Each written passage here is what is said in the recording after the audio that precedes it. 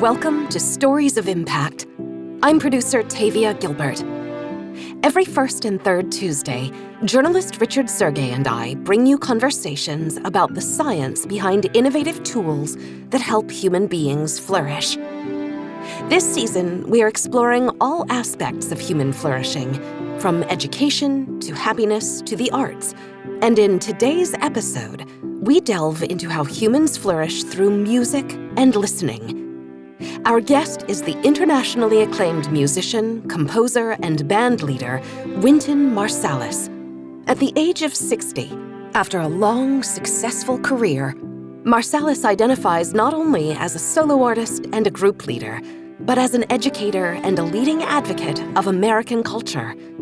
Though he has traveled the world, making music with some of the most celebrated performers on the planet, there is one group of artists whose budding genius and pure pleasure in music making delights him most and gives him perhaps his greatest feeling of flourishing as a man and a musician. Here's Wynton Marsalis. So when you hear a group of kids playing, they just, the way they look, and they just, oh man, I love that. I love that feeling so much. Just to play with them. Sometimes I'll go in the trumpet section. Of course, they wouldn't have any idea of who I was. They think, wow, this guy is here and he's playing with us. But sometimes the little kids, they be third graders, fourth, they look at me and go, man, you're pretty good.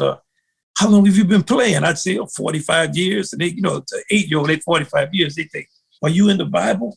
Yeah, just to listen to them play and to just hear them, the kind of space they play in, And to be honest with you, when I was really on the road all the time, there's not anything I wouldn't do to hear a good elementary school band. I wrote a very complex piece, and at the end of it, I gave our band instructions, play like an elementary school band. We could never do it. We could never do it. When Marsalis sat down with Richard Sergey recently to discuss his own artistic evolution, education was at the heart of their conversation. It was from his famous jazz musician father, Ellis, and from other older musicians that Wynton Marsalis first received his own education, not only in music, but in the powerful act of listening. Listening can unlock the key to understanding. I remember when I was young, I played in a parade with older musicians. Man, I was 9 or 10. I couldn't play. I was just playing, and my father told me, you should always play in relation to what you know. So if you don't know anything, don't play that much. If you know a lot, play more. Now I was in high school. I was playing modern jazz. I didn't really respect traditional music. This is the 70s, man. We had our afros. We didn't think that much about the older music. I think everybody was just Uncle Tom. I'm playing up and down the trumpet. It had nothing to do with the song. So one of the older musicians said, hey, son, can you stop playing up and down your horn and play the music we're playing? So I took exception to him telling me that. I said, man, I'm playing the modern music, man. What y'all are playing that's old. That's not. He said, listening don't get old, son. So that was interesting where he went. He said, listening don't get old, son. He said, if listening is too much for you, settle on being quiet. So it's a humility in listening. It's a humility in genuflection. Music teaches you how to listen harder than you play, because most of the time your experience is listening. That's why I always love to play with great musicians, because I'm going to be spending a lot of time listening. Yeah, I love listening. There's just so much honesty. And the other thing about when you're playing music, when you're doing the best you can do, there's a spiritual thing that's in it. And you can't play down and have the same feeling. Listening is very important. It's a genuflection, and it's the way to understand, because listening has to come before understanding. And then when you can digest your understanding, and you can always hear deeper and deeper into things. I love to listen to silence. As Marsalis matured in his craft as a musician, listening continued to provide a path to maturing as a man and as a citizen. I would listen to the recordings of people who could play, and man, I wonder if we could really actually play like these people are playing, with that kind of depth of expression and virtuosity and insight, play blues, be able to play on harmonic progressions, play inside of a rhythm that nobody really played in, and develop my sound and also to negotiate the relationship between entertainment and enrichment. I was never against entertainment, but I wanted to be a musician who could enrich people with their sound. And I wondered if that was possible, because I didn't see that being rewarded. Enrichment is something that brings you into a more productive relationship with your humanity. And it doesn't mean everybody has to want that. For our culture, obviously, we don't. So that's clear. But those who are interested in delivering that have to deliver that, even though there's no indication or very little indication that there's any type of real interest in that. Marsalis's inner spirit has always led him to offer audiences more than mere entertainment, and his value system and mission have remained strong, despite external challenges.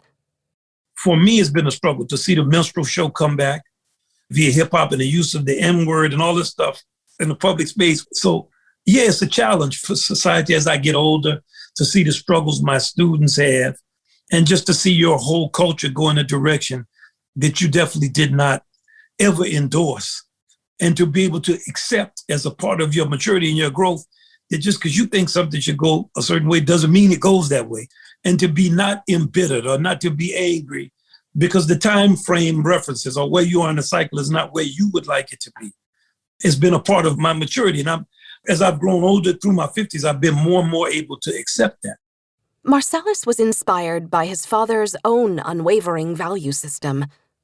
Ellis Marsalis was the patriarch of a family that included 6 sons, 4 of whom grew into their own musical careers. But before Wynton's extraordinary career matured, he first had to grow into an appreciation for his father's commitment to offer his music to the world, even when playing for, at times, very humble audiences. Embracing his father's example has since connected Wynton to a global community of artists, young and old, experienced and just emerging. I saw my father once play in a club with no people, one person. It's 2:00 in the morning. I was maybe 11 or 12. A club called Wynton Marsalis, and he could lock the club. So I said, man, let's go, man. This guy is drunk. Let's just lock the club up. Most people would be kind of embarrassed, or something. My father looked at me and he said, man, why don't you go sit your ass down and listen to some music for a change? So I went and sat down. Man, between 2:00 in the morning and 2:30 on Rampart Street in an empty club, I listened to my father, who I had heard play in my house, and I just looked around the club and I thought, what makes a guy do this? Play that well for nobody. And I saw him do it. So then I think about all the mothers I've met after gigs, all the kids I've taught. It's thousands upon thousands, man. All the bands I went into. Every time I put my hand on a kid or hugged somebody or told them, man, you sound great. How did you learn how to play that? All the people who've cooked meals for me and for my band. All the bandstands we've been on. We opened up a restaurant in Eastern Europe one night. The guy had closed his restaurant and we went 11:30 at night and we started playing. He opened it and said, man, this is unbelievable. It's all one moment. It all has the spirit in it. The spiritual component of his artistry, what he calls the spirit, or the great all, has become of primary importance in Marsalis's life. And it's also what connects him to global networks of music makers and music lovers. The spirit is the great all. And before there's anything, there's a thing that exists of all possibilities. And those possibilities always exist because the great all is endless possibilities. And we all are embodied with a connection to that great, it's an I am. It's always present. That is always. And it is not in a cycle. It's not in a cycle. The great all is so great that we can't comprehend it. But if we are still enough, then we can begin to touch it. It's a depth. It goes deep inside and it's way outside. It's all the opposites reconciled. And it seems like what I'm saying is complex, but it's very simple. For Marsalis, the great all, or endless possibility, is inextricably linked with human flourishing. For human beings to flourish, it means that you have healthy cycles. A healthy cycle it has some disappointment in it. It's like a balanced meal, not dessert. That's a part of it. And you have expectations, productivity, disappointment, failure, success. So when you flourish, you're able to negotiate the range of experiences that come with a cycle. And when you're flourishing, it means you're always stepping toward maturity. And maturity is always the ability to go through all the steps necessary to achieve what it is you know something to be that you would like to achieve. What is Marsalis's definition of human flourishing? I think it's when different parts of a human being are nourished over time, and those parts that can grow begin to grow and continue to grow. It's a balance, and it's a feeling of being inside of an ecosystem that is relatively healthy. Marsalis says flourishing doesn't only come from being part of a healthy ecosystem, but from the fulfillment of one's purpose in life. We all come on earth with different missions, and having an environment that enables you to fulfill whatever that mission may be. And Marsalis says the incomprehensible great all, spirit, will always be embodied in an artist's mission to flourish in their unique self-expression. The spirit is the thing that cannot be defined, but that's very real. It's like what is in Louis Armstrong's sound is what is in the comprehension of Shakespeare, why he can put together terms that are the opposite in such a creative way. To be or not to be, that is the question. It's two opposite things. You take your great poets like William Butler Yeats, as always, these opposites, and great musicians. Well, the musician is speaking in all of those spaces at one time. And the great all is endless creativity, endless imagination. If you put every person on earth together, and you could put that into one person, whew, that would be the greatest and most terrible person ever. And it's about riding the wave, the electric wave of opposites. And the spirit is that thing that gives life its quality. And everyone understands the spirit.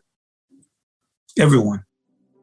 Artists, poets, and musicians express the complexity of their souls, not only for their own joy, meaning, and purpose, but as an offering to an audience, prompting Richard to clarify, so community and flourishing, really important together. Man, there's absolutely no question about that. That's the spirit. It's hard if you have to manifest the spirit by yourself. You're not enough. The fulfillment of Marsalis's own mission, taking his music all over the world and learning from communities of musicians, has allowed him to flourish. His musical mission has enriched his life, both materially and spiritually. But he has no illusions about which means of enrichment is the most sustainable and which offers the greatest pleasure. Sometimes I go to people's homes who are really wealthy, and they're not around anything. And I think, man, I hope nothing ever happens to you because you're not going to make it down. Whereas somebody will have nothing, and they'll be surrounded by neighbors and people they know. Just generally, I think I'm the happier people and the people who I've seen. They've been with people. They've been around people, and they have a community of people, an ecosystem that's balanced. It's through the balanced ecosystem of music making that Marsalis has explored most deeply the universal experience of being human. And such depths are available for any listener to explore. The universality of human experience is inherent in music itself.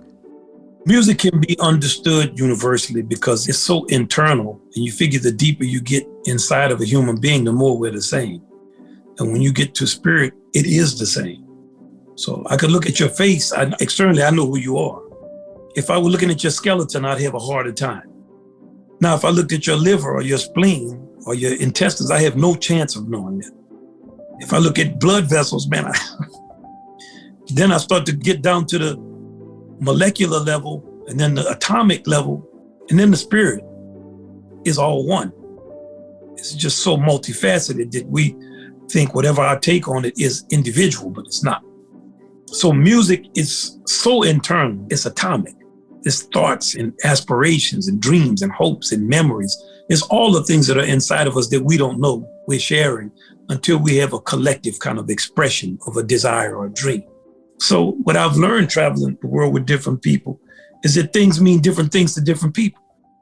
And many times the deepest meaning is beyond your understanding. So you listen and learn as much as you can, because each thing that you learn that you don't understand the meaning of enhances and enriches your understanding of yourself. No matter the language, the culture, the geography, the history, music allows us to develop flourishing relationships with others across time and space. When I was in Poland, I was in Krakow, and there's a thing that they play years ago. I can still remember the fanfare that some musicians taught me and said this was a trumpet player was on the tower in Krakow, and he played the fanfare to say, so people were coming to attack us. And when you play this fanfare, you go, and you cut it off quickly, because that's when the trumpeter got shot in the neck by an arrow. So that means that when you play that fanfare, that music is connected to something. Or when I played with great musician Fea Faku in South Africa, we were in his home. And I had never really heard African musicians really swinging 4/4 like a certain way. And he pulled a record out from like 1968 or 69. He said, man, listen to this record. Man, they were swinging like John Coltrane or something. I said, wow, man, I didn't know that. He started to talk about, the relationship of the swing rhythm and who these musicians were, and what they were trying to do with their music and how they speak it. I could go on and on around the world, the great musicians and people I played with. And it's always education. They're always teaching. And the thing that I've learned is you don't know what things mean. So, learn, because learning is so much fun. And when there's music, it's a lot of fun. The power of music to help people and communities flourish, whether in New Orleans, Krakow, or South Africa, offers Marsalis a sense of peace and an unshakable hope for the future of humanity. If you think about the mythology we have, the general mythology, and once again, it's a generalization in the world, is that the world is going to be destroyed by a nuclear bomb, and that AI is going to take over, and Big Brother is going to know everything that you're doing.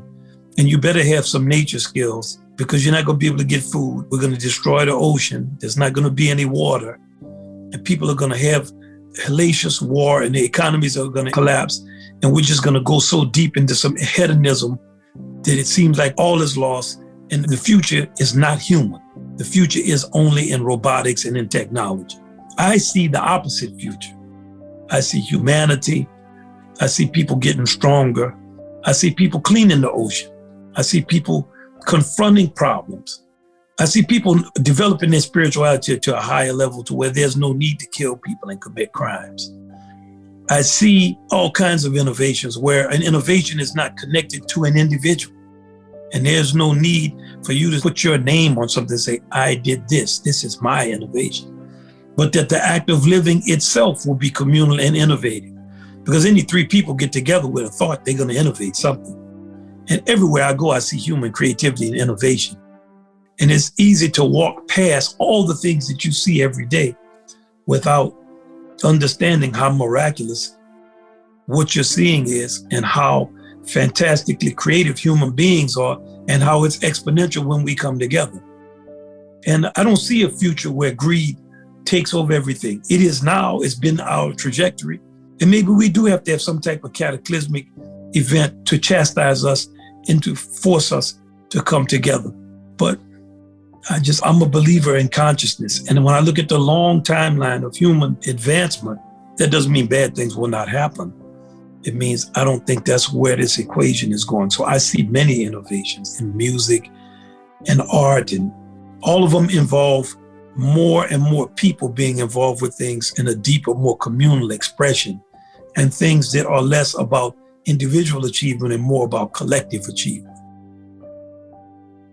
What Marsalis has learned through music is to see and acknowledge the paradoxical in human life, that two opposites can exist side by side, and we humans find ways to accept the tension between them through listening, through learning, and through playing our instrument, whatever that means for us. There is so much to learn in the tensions we've experienced this season between the arts and science, faith and reason, happiness and suffering. Thanks for joining us on our journey to explore these tensions. and all the incredible ways humans flourish. In 2 weeks, we'll be back with another extraordinary American leader in the arts, dancer and choreographer Judith Jamison, to talk about the way humans flourish through dance. Here's a preview. What makes me flourish is being around dancers, just being around them, and working with them and feeling that energy coming off of them. We're all there, and we're all after the same sublimeness. And that when that happens to you, I can't even explain it. It's like your feet are not on the ground. They are above the ground. Stay tuned for the full interview. In the meantime, if you liked today's story of impact, we'd be so grateful if you'd help us reach new audiences by taking a moment to follow the podcast and by rating and reviewing us. Join us on social media at Twitter, Facebook, or Instagram, and visit us at storiesofimpact.org. This has been the Stories of Impact podcast with Richard Sergay and Tavia Gilbert. Written and produced by Talkbox and Tavia Gilbert, with associate producer Katie Flood. Music by Alexander Filipiak. Mix and master by Kayla Elrod. Executive producer Michelle Cobb. The Stories of Impact podcast is generously supported by Templeton World Charity Foundation.